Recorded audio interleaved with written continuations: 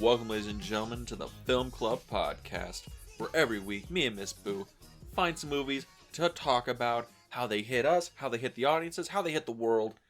And today, we're talking about Batman Begins, which has a lot of hitting in it. A lot of punching, a lot of cool stuff in there. You know, you'd be surprised. Yeah, lots of hits, lots of kicks, and we're continuing with our Batman tribute month. Yes, we are. So it only makes sense, after talking about the Batman, we talk about Batman Begins with Christian Bale. Yes, the first of the Nolan Trilogy. But before we get into that, we have something special this week. We do. We have to give a little bit of a shout out to our friends over at the Film History, the History of Film podcast. We're one of our favorites, and they sent us over a trailer, and we'd like you guys to hear it. Please enjoy.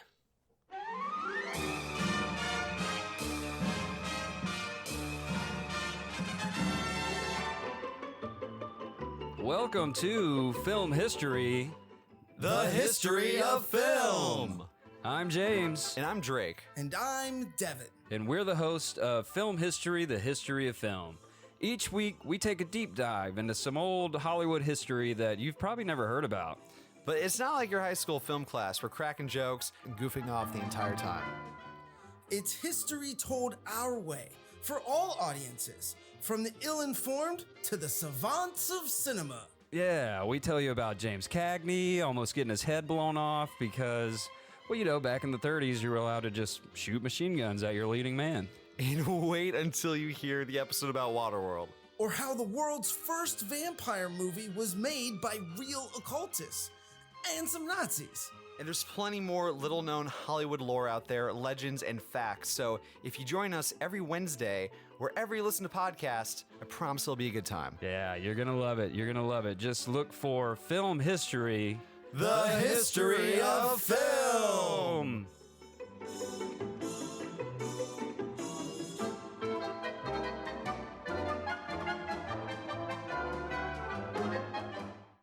And we're back. We hope you guys enjoyed the trailer. Please give them a follow. Please listen to their podcast. Very entertaining, very funny. Oh, yeah. But at the time of this recording, they should be talking about All Quiet on the Western Front. And part 1 was really entertaining. Part 2, I'm looking forward to it. Same here. But let's get on with it. So we're talking about Batman Begins, 2005, directed by Christopher Nolan, written by Nolan and David S. Goyer. And... okay, I gotta open with this. All right. Do you remember this movie being good? I think the last time I saw it was maybe 2005, 2006. I've only seen it like once or twice. Same, right? Leaning more towards the once, but I know I didn't really enjoy it when it came out. I don't know if it was my age, but, after seeing it this time around, I really enjoyed it. Yeah, it's a lot better than I remember it being. Yeah. And I think that's way more to do with this movie being so overshadowed by The Dark Knight. I mean, The Dark Knight is a masterpiece, chef's kiss, but this movie's really good. Yeah, like, I think it's kind of a meme. Bale Batman's kind of a meme at this point. The gritty, gravelly voice. And Rachel! And no matter what movie he's in, I'm going to say it right now, the Batsuit always makes his face look bad. It's a thing where his jaw set... It's the cutout, yeah. His jaw set a little too wide, so he always looks like a fat guy in a tiny Batsuit. Right? That, and maybe it's just the cut of the cowl, because not too much space for his chin. I mean, I've never even really paid attention to Christian Bale's chin, so I don't know if he has a big chin. Versus, seeing Robert Pattinson's chin and the cowl, which is just Well, Robert Pattinson has a much longer face. Again, chef's kiss, masterpiece, chin. We get it. Yes. You love Robert Pattinson. I do. You're really into tall white guys. Lucky for you. I know, right? But, yeah, so I remember this movie being, really mediocre, and watching it this time, this is, really good. This might be, top-tier Batman films. It's good, but I mean, I still hold The Dark Knight over this one. Yeah, I think that's reasonable, but I think it's a lot closer than I used to give it credit for. Yeah, same. I have a lot more love for it now. I think The Dark Knight Rises was the only actual bad film of the franchise. Yeah, but I still loved it too. Look, we get it. Anything with Batman on it you love, but you have to admit that movie's not good. But it had Tom Hardy. And it's really bad. But Tom Hardy, though. He doesn't make everything better. just more watchable. I loved you, Tom Hardy. We know. But yeah, so Batman Begins, I guess, going into, the elevator pitch for this, because it's just telling the origin stories of Bruce Wayne from the death of his parents to his journey to become Batman and his fight to stop Ra's al Ghul and the Scarecrow as they plan to create chaos in Gotham for a reason that I still don't understand, even though I just watched the movie. Because it's a Batman timeline. I guess. It's something about Gotham's, like, the worst city in America, or the world, or it's the most corrupt, and I'm... And it's Washington's like down the road? All the bad guys are like, you know what? Let's stir up some shit. Why? Just cuz. Just cuz. This movie's a little weird, right? Yeah. And very different look-wise compared to Dark Knight Rises. Even the Batman. Actually, this is a lot closer to, like, the Batman than even the other films in its own series. Yeah, I mean, it looks more a little bit on the cartoonish side a little bit, more grit, just more rawness, and then once we get into the next two movies, they're more realistic. You feel like you're in real time. It feels a lot more like you're just in normal Chicago where they were filming these. And in Batman Begins, it's, okay, we're in kind of an elevated city. It's always raining, everything's really dirty. It's definitely more of an elevated world we're in, a lot closer to the Batman. Yeah, I mean, speaking of rain, that sequence, I mean, I'm gonna jump to the end.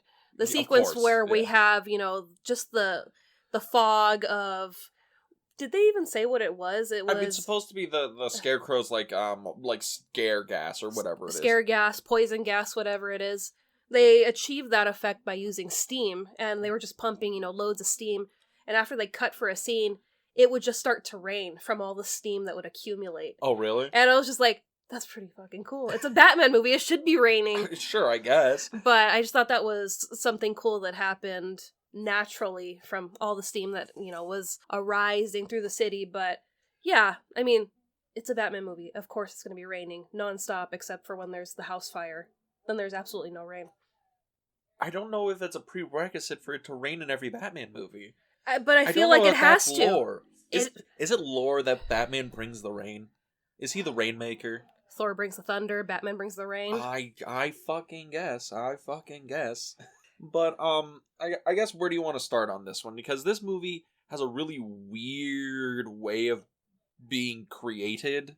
Yeah, I think we should probably start with the characters, because... Like the cast and all that stuff? Yeah. Because characters, let's be honest here, it's a fucking Batman movie. You know every character. You're gonna get your Alfred, you're gonna get your Batman, you're gonna get Commissioner Gordon. Yeah. Well, except Gordon, because nothing's happened to the Commissioner yet. Yeah, he's on his way. He's Sergeant Gordon. Captain Gordon. He's Sergeant Gordon. And it's like, every Commissioner, it's like, hold on to your ass, because you're gonna get rocked in, like, the next 5 minutes, and then Commissioner Gordon's gonna come up to bat. Sure. But we have Scarecrow, Ra's al Ghul, Falcone. Yeah. Liam Neeson plays Ra's al Ghul, and it's weird to have Ra's al Ghul be your main, quote-unquote, main villain for the movie, because I feel like nobody before this knew who the fuck Ra's al Ghul was, unless you were a hardcore comic nerd. Yeah. Like, Scarecrow was kind of the same thing, but he had, like, the animated series to ride off of. And he was great in the animated series. Yeah, and even, like, Ra's al Ghul was in the animated series, but, like, at least Scarecrow was, like, a goofy supervillain you can kind of recognize. And then, like, Falcone, like, I'll be real with you. Unless you were a hardcore Batman fan, you have no idea who the fuck Falcone was. Yeah. And it's weird because you have 3 supervillains in the first movie of your franchise, and none of them feel like they have enough screen time. Really? No. I mean, it would have been interesting to see Scarecrow be kind of like the animated series Scarecrow, where it's a full costume and not just a mask. Yeah, but then you're really leaning into it being more of a cartoony kind of film. It wouldn't work anymore. But I mean, they could have made him like a scary ass Scarecrow. Well, that was what the fear gas thing was supposed to do to them, but yeah. If you had Cillian Murphy dressed in a scarecrow, looking like the Scarecrow from Wizard of Oz, going around going, woo, this movie's not working. It's not fucking happening. Especially if he goes, woo. I mean, I didn't say Wizard of Oz, but I mean, there's been, scary interpretations of Scarecrow, do something kind of like on the Jeepers Creepers level, where it's just like, It's oh shit, not. he's scary. It's not gonna happen. I think the problem with that is the movie's trying to be a quote-unquote realistic interpretation of an inherently fantastical idea, which is superheroes. Mm-hmm. And people can say all they want about, well, Batman's really realistic. Like, all you need is his superpower is money. If you have enough money, you can be Batman. And yeah, I guess, but if you're this kind of billionaire, you're not making a batsuit. You're going into space. I guess that's the new trendy thing. That is, yeah. But the movie, the Rogues Gallery of Batman is the coolest part about his lore. And having Scarecrow be Scarecrow from the comics in this would have been a totally different movie. It would have been closer to a Schumacher movie, which... Yeah, I guess. Like I Batman and Robin, Batman Forever, which...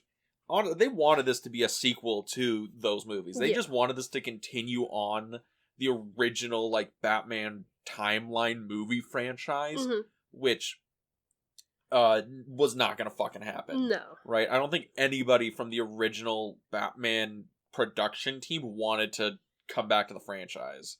No, and I mean, I love what we got with this, with the trilogy, because it is a trilogy. You look at it in one piece. Yeah, it's a great series of films, but in this one, I feel like I slept on this one for too long, because...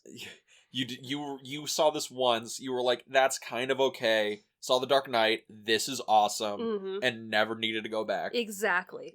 Yeah, Dark Knight stands on its own, and I'm sorry everybody, we're talking about Dark Knight, not Batman Begins, but, like, that's the problem. This is in the shadow of The Dark Knight. Yeah.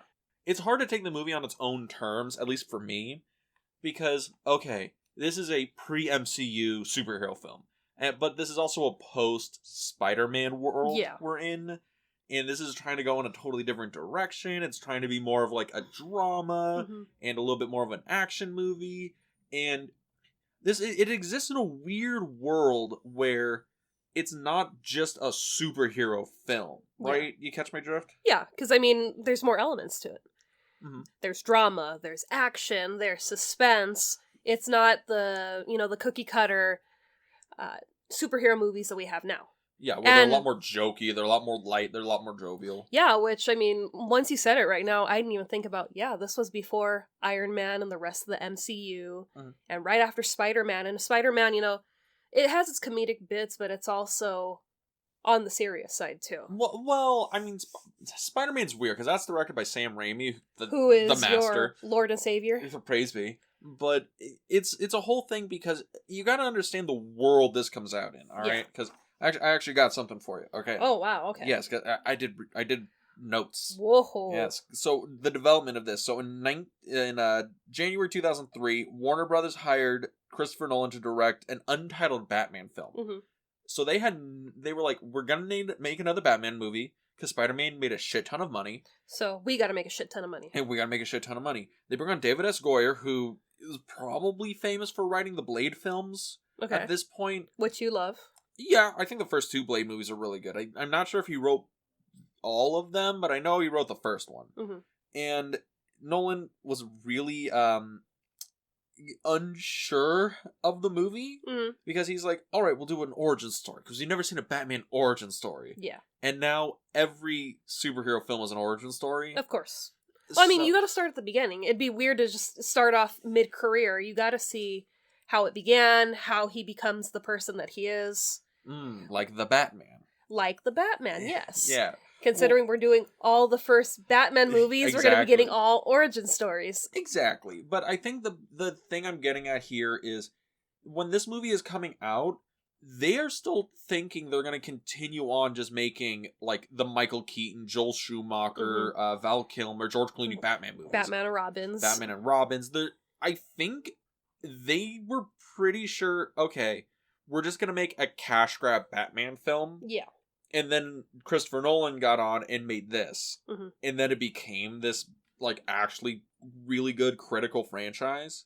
Yeah, I mean, even Christopher Nolan, he got, like, the cast and crew together before they shot this, made them watch Blade Runner, and he was like, okay, I want this movie to be like Blade Runner.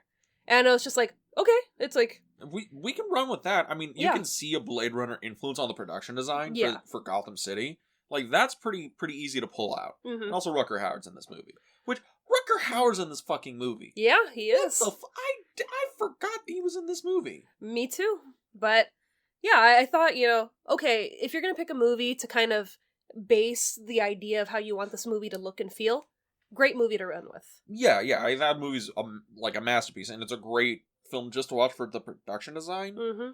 Because it tells you so much. Yeah. About the world. Yeah, I mean, you're just kind of lost in that world. Mm-hmm. You leave your theater experience and you're a part of that world. In this movie, it kind of feels the same. You're kind of submerged into Gotham and what is happening on the streets of Gotham. Yeah, well, what you're really submerged into is I guess our main character, Batman, Bruce Wayne, Batwayne, Bruce Man.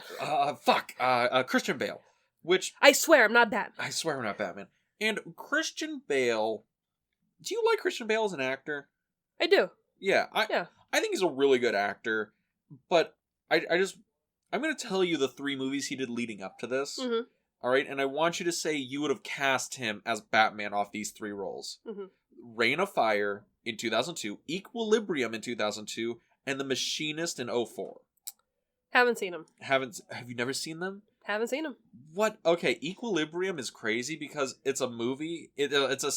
No one should watch this movie because it's really fucking bad. But I kind of want people to watch this movie because it's really fucking awesome. And you want people sharing this, in this experience. What the fuck is this? So Equilibrium, it stars Christian Bale, and he's like a police officer. Okay. And in the future, emotions are made illegal, so they all take these emotion suppressing drugs. So him and his partner Sean Bean, are going out and they are policing emotions, right? And because they don't have emotions, they have mastered this technique called gun kata, which is kung fu but with guns. Oh, so they're like so shoot. they throw karate chops and they do martial arts stuff with like dual wielding pistols, and the fight scenes are fucking ridiculous. Okay, and the movie's kind of bad, but Dean, I'm gonna stop you there. I'm gonna go home and watch this because thank you. If there's a film where you can't be in your feelings, or else you'll get arrested, I gotta watch this. Of course. But that's in 2002. In 3 years, he's Batman. Do you think that's happening? That's weird, right? No, I mean, I've seen a behind the scenes making of like the trilogy, and I forget who it is in the casting. It might be the lady that did the casting of this movie. Mm-hmm. She actually said, "Hey, you know what, Christian Bale, he is a great actor," and I think they talked to him before, and they're like, "Hey, we're thinking about doing a Batman movie. Like, I'm down." Yeah. So it was just a thing where they mentioned it to him, and like years later, it was brought up again, and they're like, "Well, hey, Christian Bale is actually a really good actor." I know this because when he was he read a comic book called Arkham Asylum on Infinite Worlds or something like that. It's by Grant Morrison. It's a really good Batman story if you get a chance to read it. And he read that and he was like, "Wait, comic books can be deep, yo?" Oh shit. Who would have thought? And he made a blanket statement to his agent, like, if a Batman movie comes up, sign me up for an audition because I really want to do it. And it's weird because I also saw the other people who auditioned for it. Mm-hmm. And I know you have a few of them where would have made this a totally different movie. Yeah. Well, would you like to name a few? I'm gonna go with my number one, Heath Ledger. And that was just like, what? The Joker auditioned to be Batman, and it was just like that would have been him. Like what? Right after 10 Things I Hate About You or Knight's Tale. He was somewhere in there. Yeah, he would still be in that like teen heartthrob phase, or like 30-year-old playing a teen heartthrob phase, right? Yeah, I mean, I can't even think what year it was, but I was in Hollywood at a diner, and Heath Ledger was on the other side of the restaurant reading a script. And I'd seen him in The Patriot and other things, and I was just so, oh my god, that's Heath Ledger. And I've always wondered, I'm like, was that, him reading his script for The Dark Knight or possibly for Batman Begins? Because this was so early on. Maybe. But I can't see him as Batman. I mean, the other one I know about is Jake Gyllenhaal, which... Yeah. he would have looked so young for this, right? Because Yeah. I think when did we say Donnie Darko was? Because we talked about that movie. Ooh, that was in the early 2000s, right? I think so, or the late 90s. No, it might have been the late 90s. I think he would have looked It's like somewhere in that pocket of time, but yeah. where the culture just blends together because the late 90s and early 2000s were the same thing. Yeah, I mean, it's like, the late 80s and the early 90s, kind of, transitioning into, like...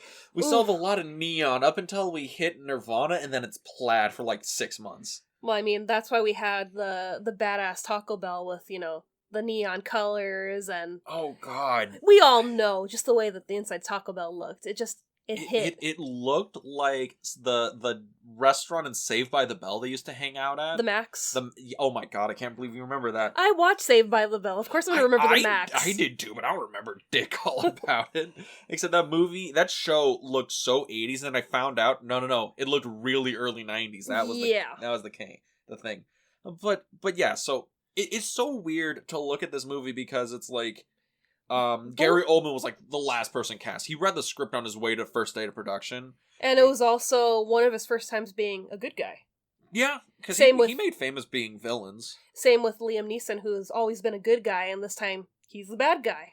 Yeah. Also, Liam Neeson, I love him think too. about him. Oh no, he's great. Like, I think Liam Neeson's a great actor, but he has a weird career. Because his first, like, big American film is Darkman. Oh, you love that movie. Okay, that movie fucks, by the way. Also, it is a monster movie, an action movie, a horror movie, a comedy. Also, deep cut for the, Dearly Departed double feature podcast. Yes, right. That was one of your, second or third episode? Something like that. I tried to defend Darkman against Blade so hard. It's so good. I love that movie. Yeah, I remember when you were pitching that, and I'm like, what movie? And I had to look it up, and I'm like, I have never heard of this. No one has, and it has 2 sequels. The sequels are bad, but that movie is great. It's directed by Sam Raimi, another Sam Raimi tie-in. But he's in Darkman, in 92, and then he's in Schindler's List in 96. A great film. Another great movie. And then he does Rob Roy and Kingdom of Heaven and movies where they needed a good-looking, distinguished-looking English guy. The Haunting. Oh god. Okay, The Haunting's not a good movie, and I refuse for you to try and to convince me otherwise. It's not great, but I love it. It's one of those movies I grew up with, scared the crap out of me when I was a kid. This movie is so bad, but I can't hate it because it scared you when you were little. I still have the VHS. Oh, sweet Jesus. Why do you hold on to bad memories so? I'm not getting rid of my VHS collection. As much as you try to make me, I refuse. They're gonna come back. They're gonna come back around. But I mean, you're holding out for Laserdiscs. Who are you talking? Look. I'm a distinguished kind of hipster. Laserdisc is the best way to watch cinema. Ugh. But he's in these movies, and then he does Batman Begins, right? And it's oh man, Liam Neeson now becomes a mainstream A-list Hollywood actor.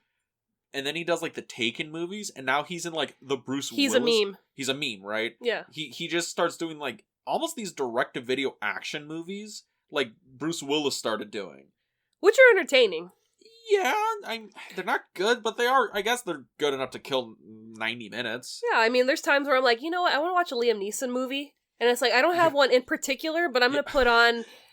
You put on Fight Man 3. Neeson Returns, that kind of bullshit.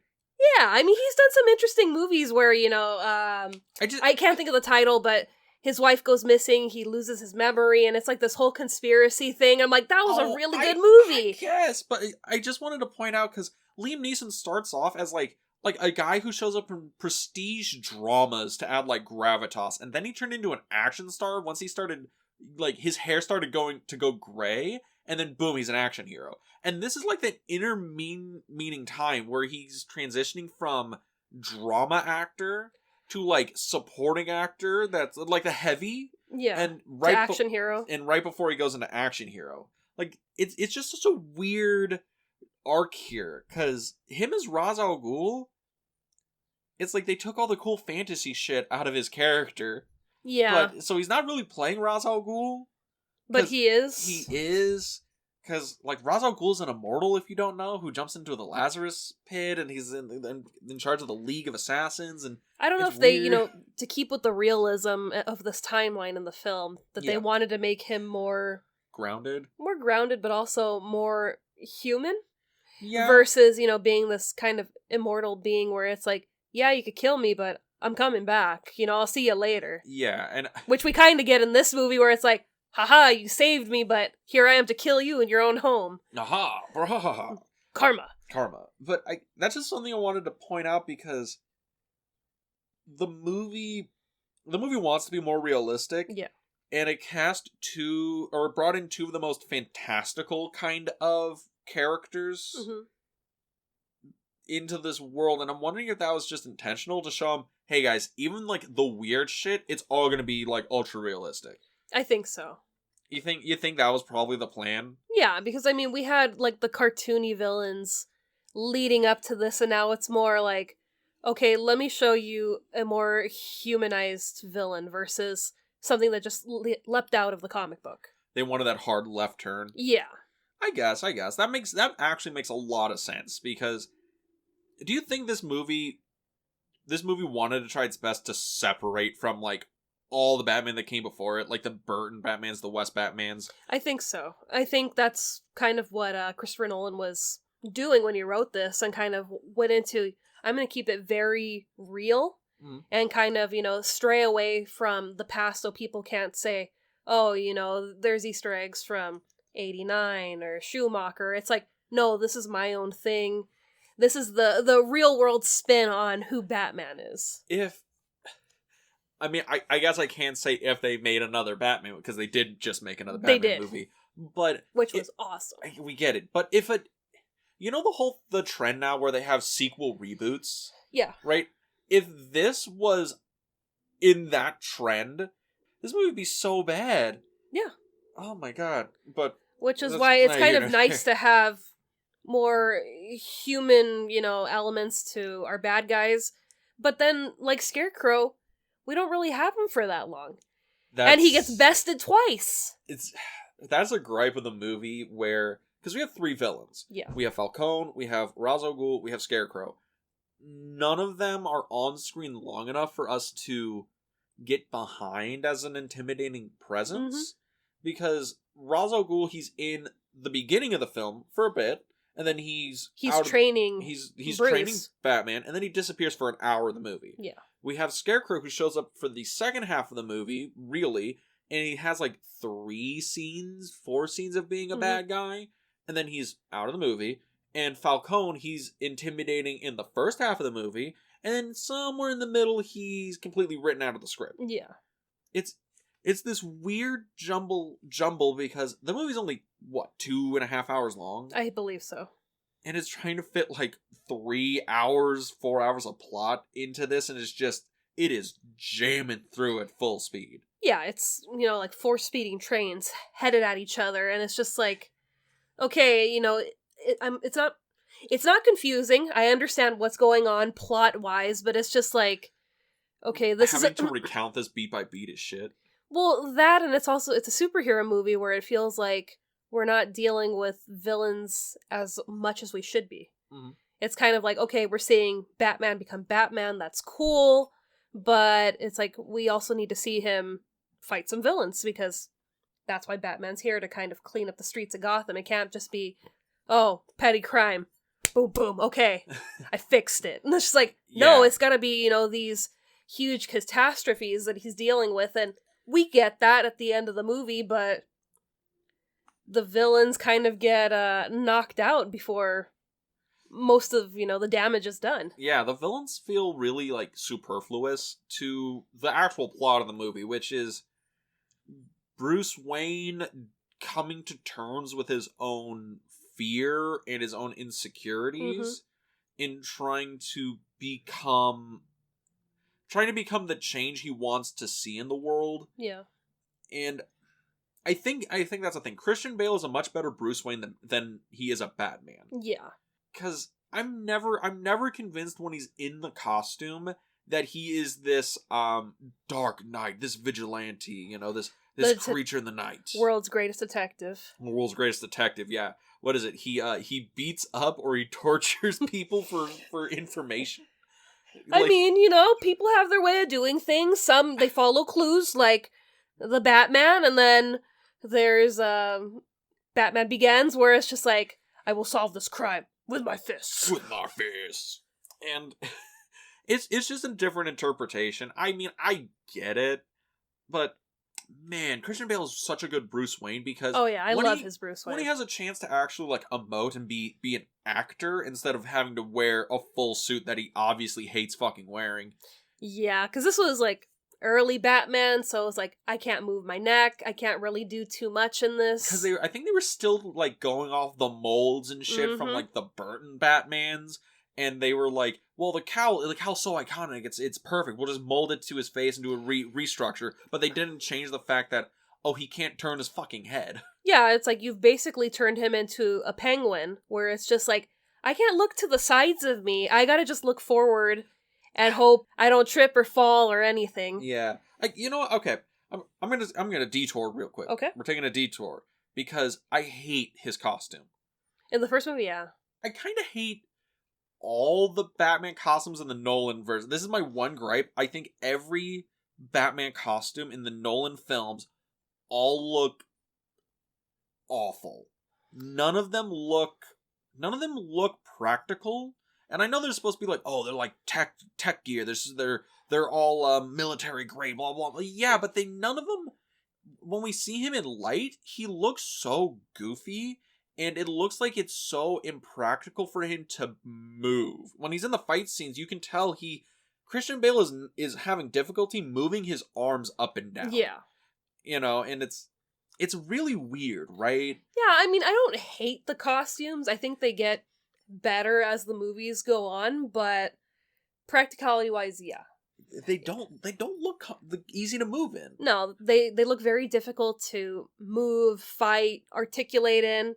I mean, I know they make a point in this film where he has all this equipment from Wayne Corp that he's kind of like, okay, let me cut this and, I'll use the belt, I'll do this, I'll do that. So it's kind of cool to see him piecing his costume together. Mm. But practicality-wise, it's like, if you're going to be fighting and flying and jumping off of buildings, you got to be able to move. Yeah. And it's like, I think, maybe they went really heavy on like a rubber suit in the first movie where it's just kind of like, your motility, you're only going to be able to move so far, which doesn't work when you're fist fighting and grappling with people. Which makes a lot of the action scenes he's in feel kind of clunky. Yeah. Like, they're not horrible. They're not late stage Steven Seagal movies where they're shot in a way to hide the fact that he's overweight. Yeah.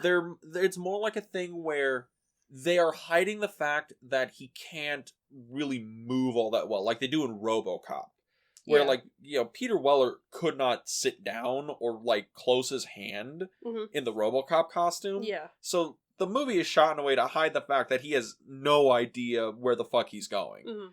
And in this, I feel like that's kind of the same thing in a lot of the action sequences, where we don't really see a lot of him, and he when we cut to him, where he's like perched on on anything, he's already sitting there. Yeah. And you can tell, okay, it probably took some people like helping him get up there, and he's crouched there, and he is trying his best not to shift his weight at all, because he will topple over. Yeah. And also, I think that's the worst decision when we see him under fluorescent lights. Yeah, it's like they could have done better to kind of, what's the word am I thinking? The what? Redesign, clean up. Like kind of, I can't think of the word, oh my god. And accentuate? Accentuate, there you go. His physical features in his face. Mm. Because it's like, okay, go off of the jawline, or, kind of, once we get like later into the movies where it's kind of more of like a skull kind of looking shape to the cowl. It's a little bit more fitted. Yeah, it's like exaggerated like brow line and mold lines in it. Yeah, it's like, you need to show more features of the face, of the head, because like this, it just looks like a piece of rubber that's sitting on his head. Mm. And it's just like, it's not too flattering, and it's kind of like, ooh, this is different compared to the next, series of movies that we get, where it's like, oh, okay, the costumes improve, the cowls improve. They finally figured it out. Yeah. Yeah, and I mean, like, it's a tangent, and it's super petty, but it's part of, like, the design of the movie, and it's always bugged me. And What about the Batmobile? I prefer Batmobiles being, like, practical, like more cars. like cars. So, but this, it's cool. I think it's neat. But I mean, like, I don't look at that and I think, oh, it's the Batmobile. Like, this is the last Batmobile I would ever want to drive around in. Yeah. Right? I mean, it's cool, the concept that it's, part tank. Mm-hmm. And it's like, okay, cool. He could blow up walls to get himself out of places, run over stuff. Awesome. But it's like, when I think of the Batmobile, I think of a car, a mobile. Yes. An automobile. Yeah, and I guess that gets into, like, design of the movie, like how the movie looks. Yeah. And a lot of the props and things. And we went into that pretty extensively. The Gotham looks good. Yeah. The city looks good. Yeah. It's like, some of the gadgets and the costumes don't look all that good. Mm-hmm. And in, there's some parts of the movie where, oh, Wayne Manor. Oh, it's this cool, old, archaic manor that we see 3 rooms of. Mm-hmm. And the Batcave. The Batcave's fucking cool. Yeah, I love the Batcave. Because it's like, oh, it's like a real cave, and it's mysterious, and it's all neat and spooky. And, but I don't know. I think I really think this movie just has like 2 or 3 things that are like, man, that's kind of awkward. Mm-hmm. And the rest of the movie is like pretty good. And then there's like 2 or 3 things that are like amazing. Yeah. Right? Like, where are you sitting on this movie in terms of like a number scale, like a range scale? I'm probably sitting at a 7. Like a 7? Yeah. That's a good place to be. It's like, it's an above average movie with a couple of real standout qualities into it. Yeah. Yeah, because I mean, it's still. Once you see the trilogy, it's kind of like, yeah, I could easily put that maybe in a tie for 3rd place with Dark Knight Rises. Oh, I think this is better than Dark Knight Rises. I don't know. It's just, I love this trilogy, so it's hard to kind of, take it on its own. Yeah, because it would have to be like, Dark Knight's first, and then tied for 2nd is this and Dark Knight Rises. Yeah, I mean, I don't know. I look at the movie and it's one of those movies where I liked it. I really liked it watching it. But now, since we've thought about it a little bit, talked about it a little bit, I know it doesn't sound like we talked about it a little bit, but I don't know. It's like, I just really don't like Christian Bale's face in the Bat's cowl. It just annoys me. But let's get back to the actual movie. Yeah. So where do you want to go now? Since we went on that tangent about me bitching about a costume. I mean, we went on from talking about a cowl to the bat suit, the Batmobile. Let's talk about the Batcave. No, we talked about the Batcave. It was cool gothic. That's all we said was, it's cool. Okay. Because, I mean, the Batcave. Because we have the Batcave and the Batman, which is basically his garage. Yeah. So, we're really in the beginnings of creating a Batcave, and in this iteration of the story, no, he's got a legit cave underneath his house. Oh, I think it's way better than the Batman. And it was just like, he's got a waterfall, there's real bats. Yeah. I'm like, this is awesome. It has atmosphere. It has character. He ties it into the Civil War with his family, so it has history to it. Mm. And it's like, I think that's one of the cooler elements of this movie. Especially when he takes Rachel to the Batcave. Mm-hmm. When she's been injected with Scarecrow's whatever you call it. Yeah. And he kind of does the Michael Keaton fluttering up. Is it weird when he flies? Well, when he did that, I was just like, oh, that looks familiar. And I was just like, I don't remember that. He throws his arms up and it looks like he just levitates across the floor. And I was just like, what is going on? And I was like, okay, that's kind of cool. I kind of liked it. I look at him like, that looks goofy as hell. Boo's like, that's awesome. I mean, it was kind of awesome. And the fact that the Batcave has bats in it. Yeah. Which we lose throughout the trilogy. Yeah. I mean, I do like in this, they make a note where, oh, why bats? And he's like, because bats scare me. They really tie into bats being an integral part as to, like, Batman's mythology. Like, here's the thing. Do you know why in the original comics Batman decided to become Batman? No. In the original Golden Age comics? So he's sitting in his study in Wayne Manor, and he's like, oh, what shall I call myself to fight these dirty and cowardly lot, known as criminals? And a bat flies through his window, and he's like, that's it. I shall become a bat. That's it. Dun, dun, dun. A bat flies into his window in a study, and he's like, you know what? That's a good idea. If an owl came in, he would have been Owlman. If a rat snuck in, he'd been Ratman. Or if nothing flew in, Bruce Man. Bruce Man, exactly. He could have just been Bruce Man Bat. But I really like in this movie they go into an effort to tie in Bats being so integral into his character and why he has this guilt as to his parents dying because he's afraid of the bats in the play and that's why they left early, which led to them being killed.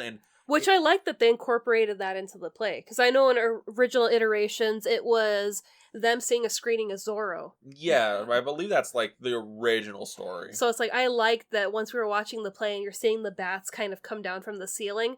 I'm like, oh, that's really cool. We have him falling into the well, being afraid of the bats, and then this happens. And just that survivor's guilt of, I'm the reason why my parents are dead, and I'm not dead with them because this guy spared my life. And now I'm living my life regretting those moments that led up to that horrific day.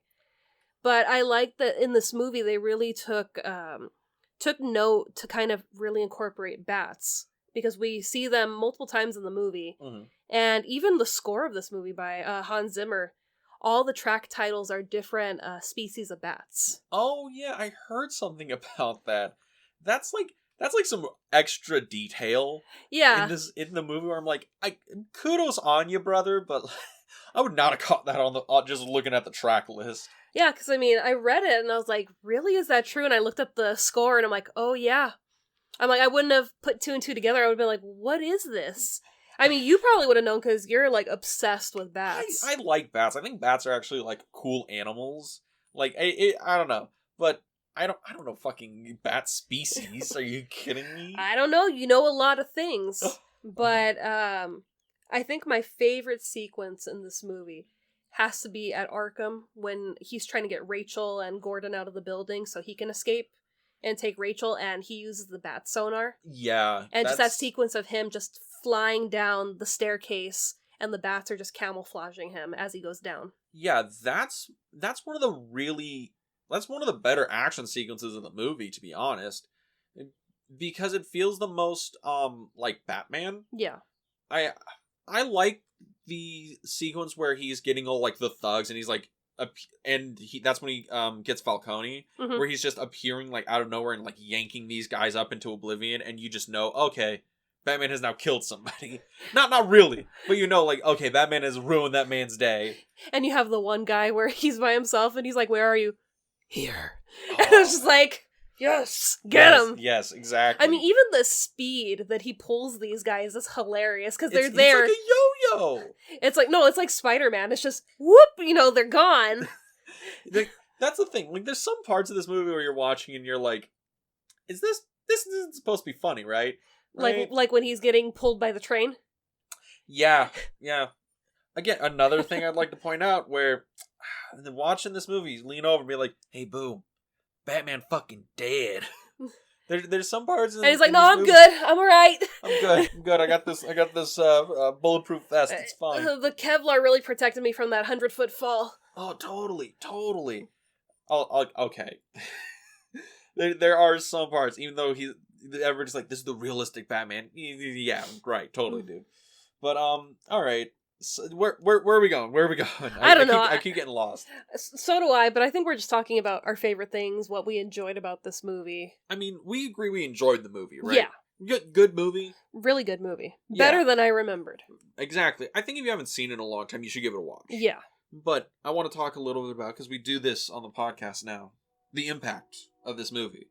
Because, it's impacted us. You're a huge Batman fan. Yeah. I go back and I'm like, yeah, no, this is like the movie that really showed, oh yeah, Christian Bale, he could be a A-list leading man, like an unironic A-list leading man. But the real impact of this movie I have here. in my notes. See, Dean can make noise with his notes, but, God forbid I take a drink out of my drink and, oh no, boo, you can't do that. You can't drink until we're done recording. So while you're reading, I'm going to be drinking. Sure, totally. So. Refreshing. Indeed. All right, so Batman Begins has been cited as one of the most influential films of the 2000s. On the film's 10th anniversary, Forbes published an article describing its huge influence. Okay. And I quote, "Reboots became part of our modern vocabulary and superhero origin stories became increasingly in vogue for the genre. The phrase dark and gritty likewise joined the cinematic lexicon, influencing our perceptions of different approaches to storytelling, not only in the comic book film genre, but in all sorts of other genres as well." Where I think they're right, because if you remember like films right before this, they were a little bit more like in that early 2000s, that turn where we had like Spider-Man, which had moments where it could be a little bit more serious, was really like light, had a lot of like bright colors, it was a little bit more fun. We had like the early Harry Potter movies, which were a kids franchise, I'm be real here, but they were a lot, they're like nice, wholesome, they're movies for the whole family. I mean, I got something for you, boo. All right. Okay.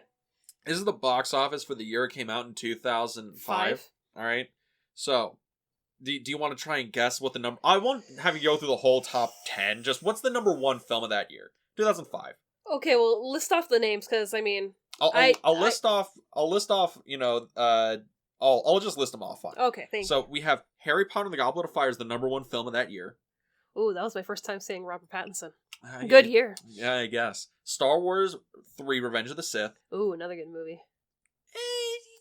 Okay. I have the high ground. Yeah, okay. It has some good moments in it. I think the movie. You were my brother, Anakin. I loved you. Okay. All right. Yeah. Star Wars 3: Revenge of the Sith. The good one. Lion, the Witch, and the Wardrobe. Okay. War of the Worlds, King Kong, Madagascar, Mr. and Mrs. Smith, Charlie and the Chocolate Factory, and then Batman Begins. Okay. And listing those movies, jeez, it's a whole different world of box office, right? Yeah, it's they're all like, okay, Harry Potter. I'm gonna take a stab in the dark, with the Harry Potter being the number one. Yeah, that's what I said in the beginning. Harry Potter and the Goblet of Fire. Oh, I thought you were just listing them random. You wanted me to guess what was the number one. You blew the game, Dean. I did blew the game. No. But okay, but he came at the very bottom. Yeah, number 9 was Batman Begins. It made $371 million against a $150 million budget. Doubled its money and made almost like another 100 extra. Okay, but like all these movies, looking at it in terms like what Impact is saying, this is the outlier, right? This is the one that's actually kind of dark, kind of gritty, and it's a little bit more serious. Yeah, because, I mean, up there with, kind of gritty, serious would be War of the Worlds. And even then, that's more of like a Roland Emmerich disaster movie. It's just directed by Steven Spielberg. Yeah. I'm like, even Harry Disaster Potter... action movie. Disaster action movie. Like Harry Potter and the Goblet of Fire, that's... Oh, it's one of the darker Harry Potter movies, but it's still a wizard fantasy film that's directed at teenagers. I'm trying to think. Goblet of Fire is...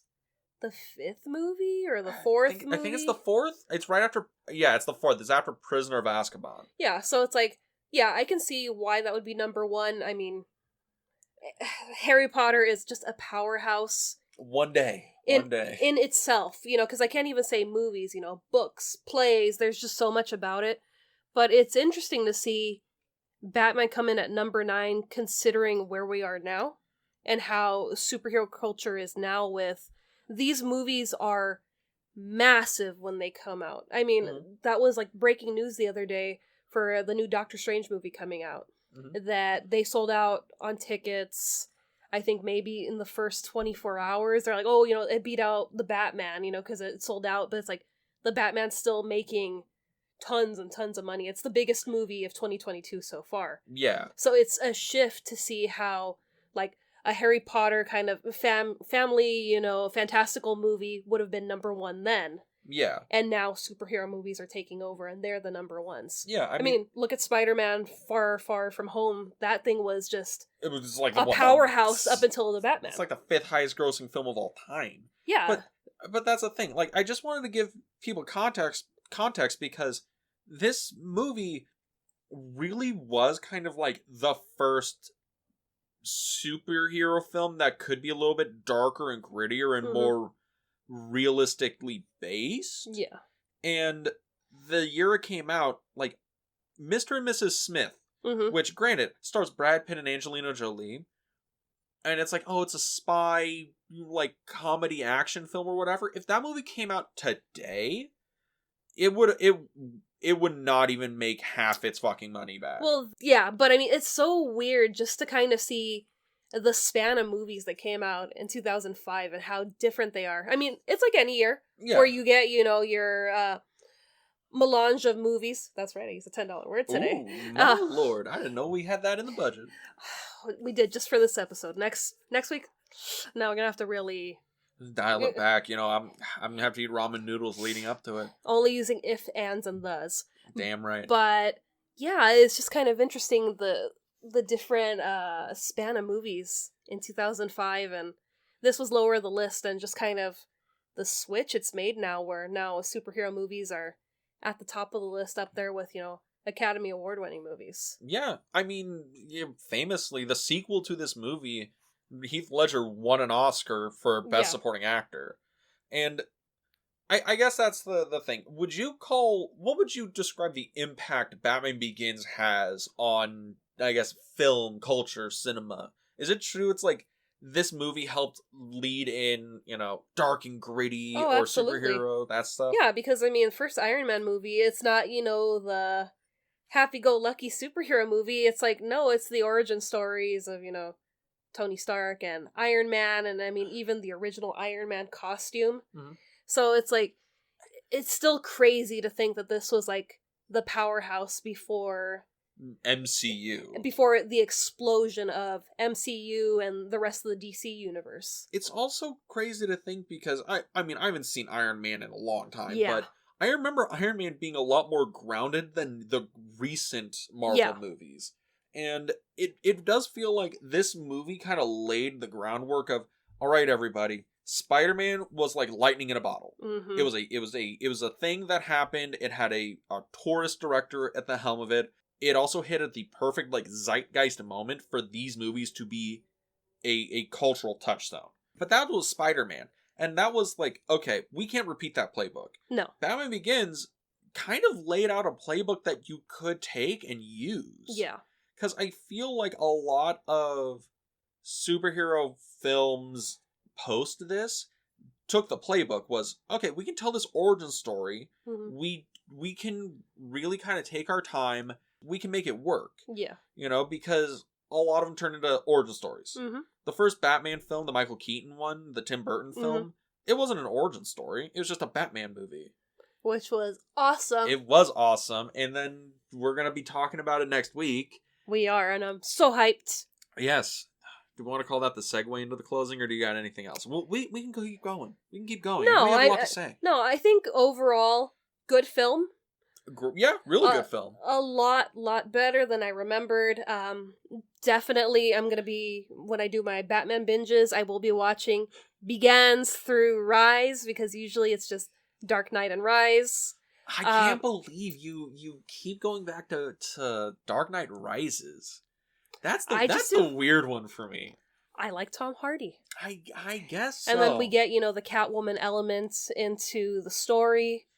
I mean, in this one, we do kind of get a small love story with Rachel, but it's more, they have the kiss, and then there's that twist of, this is really your mask, you, Bruce. You're really the Batman, and, maybe one day he won't need him anymore, and then we can be together. Yeah, it's like, I need the real Bruce. I don't need Batman.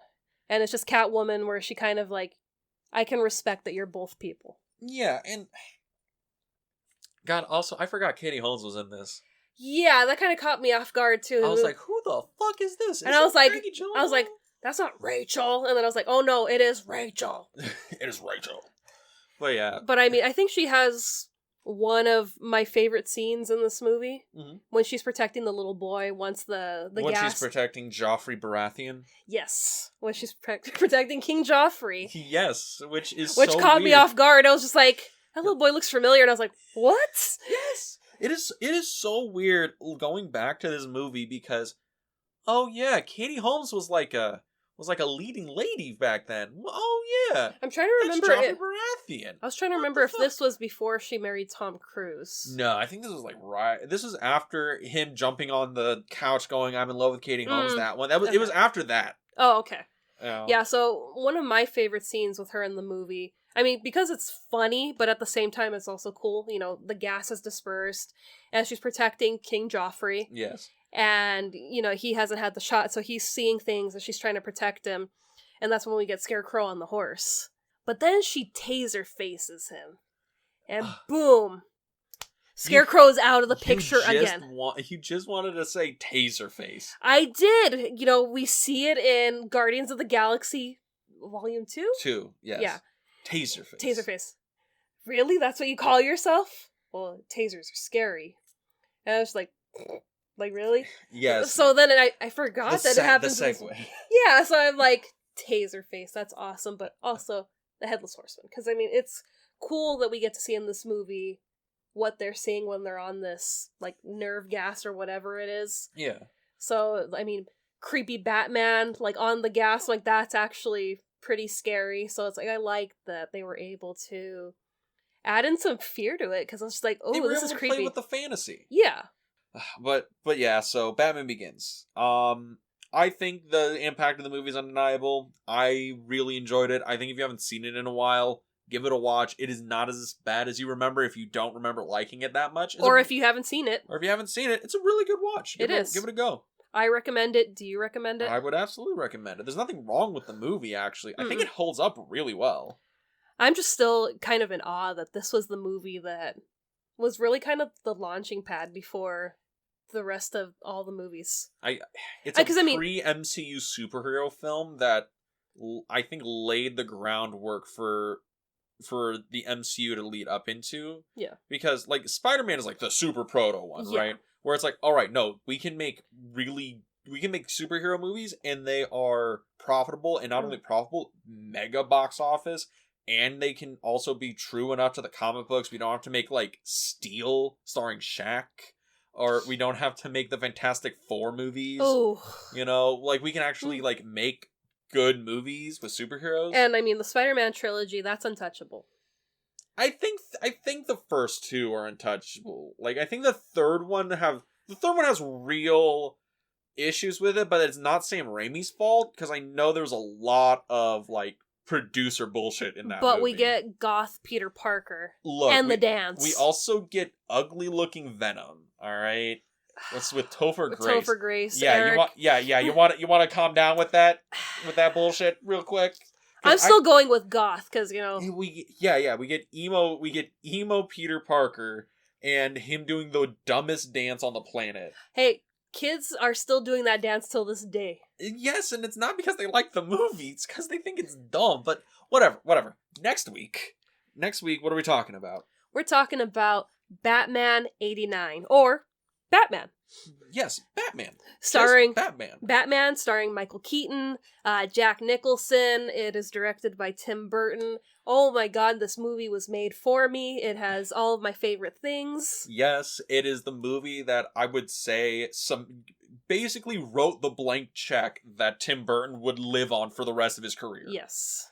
And I can't wait, because I have not seen this movie since I was like 10. I'm probably gonna say, yeah, maybe I was in my early teens. Really?